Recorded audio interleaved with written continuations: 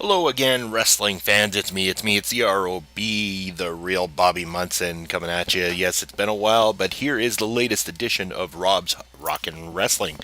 I apologize for not having been able to get around to recording another episode of the show for you guys recently. I had tried to do one before, and then some personal things came up. Life got a little bit crazy, so I've been laying low for a bit, or I guess just taking a little bit of a breather anyway, but it doesn't mean that I've kept outside of the world of wrestling anyway.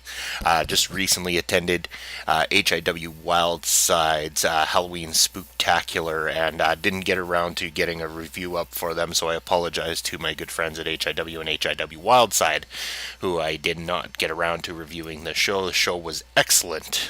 Yes, a lot of fun had by all at that particular show. A lot of great matches, some of which you can actually see right here on Rob's Rockin' Wrestling on YouTube. So click the subscribe button below if you want to check out some of those matches. There was a lot of fantastic things to talk about. The HIW Wildside Provincial Championship tournament came to a close. At first, Los Ruos came out, and yes, GM Dice Steel was making an attempt to hand the title over to El Asesino, as he has been there with the company for a long time and would definitely hold that title with a lot of prestige and everything. But that was not going to be the way it's done here, as Gabriel Jackson from HIW Canada, the CEO of HIW Canada, came out and put a kibosh to this.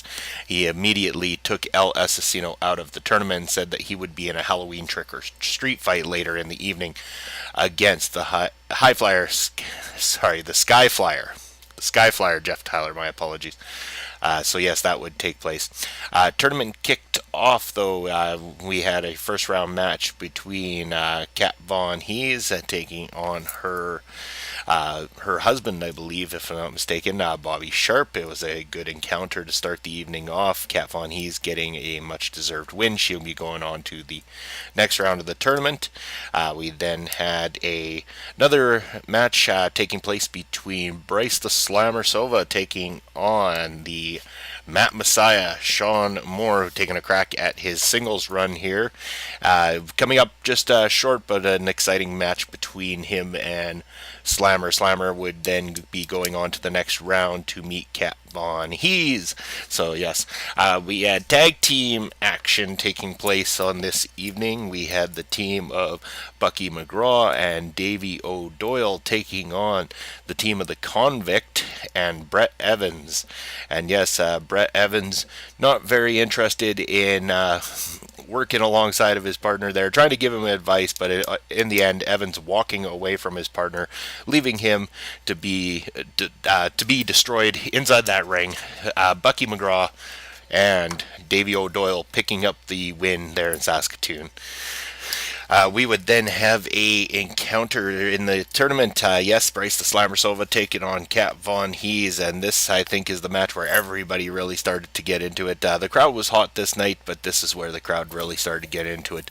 Many times, Slammer known for being the Slam City Master anyway, trying to put the slam on Kat Von Hees. She would make sure to get away from his slams and put a slam of her own onto the big man. Yes, Kat Von Hees picking up the win. She would then be going on to the finals of the evening for the title to decide the new champion against God's gift to wrestling, Michael Richard Blaze.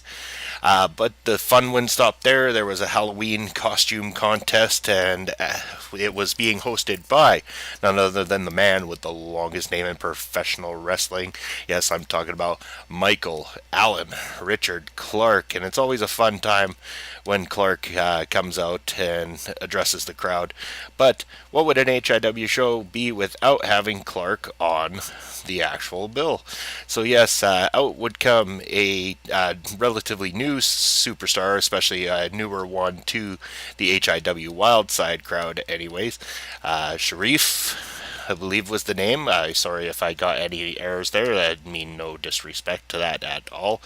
It was definitely a fantastic debut in my opinion, holding his own against a man who's a master class, a master of the craft is what I think the words I'm looking for. Master of the craft, Michael Allen, Richard Clark coming up with the win, but Sharif definitely getting a solid debut and really making a mark on this particular evening. So fantastic to see. Next, we would have the Halloween trick or street fight between two guys who managed to tear each other apart over the HIW Canadian Central Canadian Heavyweight Championship recently here in Saskatoon. These two going at it in a Halloween trick or street fight and not holding back at all, pulling out all the stops to entertain this crowd. I mean, these two went to hell and back.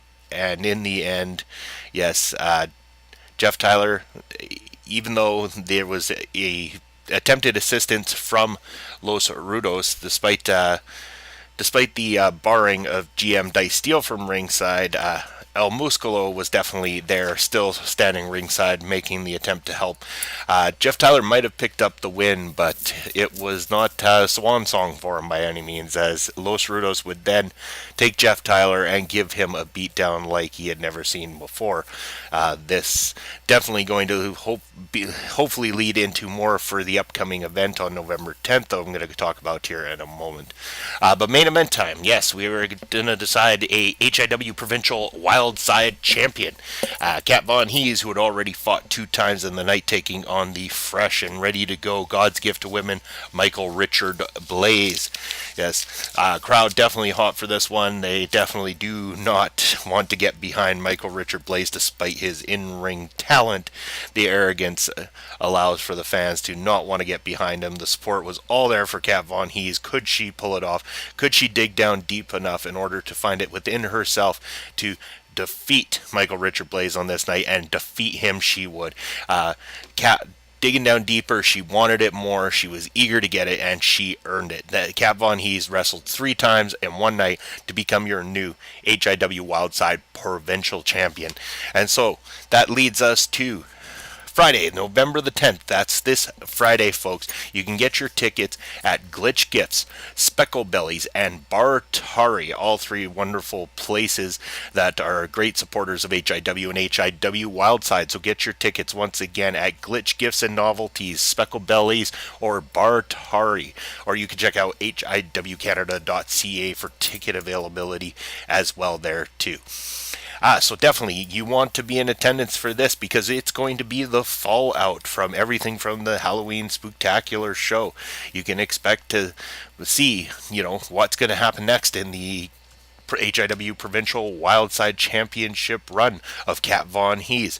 What will Skyflyer Jeff Tyler do in to get some, level of respect back when it comes down to Los Rudos. Los Rudos giving him a good beat down. What does Jeff Tyler need to do to put a stop to the era of Los Rudos? Well, the only way you're going to find out is to be in attendance Friday, November the 10th at the Sutherland Hall in Saskatoon. Get your tickets now. It's going to be a packed crowd, I guarantee it. These HIW Wildside shows are starting to fill up and fill up fast, folks. So make sure you get there. Get your tickets ahead of time. Make sure you're there to enjoy everything about HIW Wildside Wrestling, which is the hottest wrestling organization in Canada today. I'm talking boasting some of the best athletes in all of Canada, period. So yes, definitely, if you haven't checked out a show before, make it your opportunity to come check them out for the first time. If you have been to a show before, you know that they're just only getting better. They're getting more exciting, and there's big, great things yet to come. So definitely come check out HIW Wildside's Nowhere to Run, Friday, November 10th at the Sutherland Hall. Now, moving off of the HIW side of things for a bit here, and let's move on over to the world of wrestling outside of here. So over the weekend, we found out that a big mega match has been announced. Yes, a mega match between Y2J Chris Jericho and Kenny Omega. This is going to be held at the Tokyo Dome at WrestleKingdom 12. Definitely an exciting announcement. If anyone's familiar with the fact that these two have had a little bit of a rivalry going online, a little war of the words about who's the better of the two, especially considering the fact that the both of them come from Manitoba, Canada. So yes, definitely an interesting exchange of words online.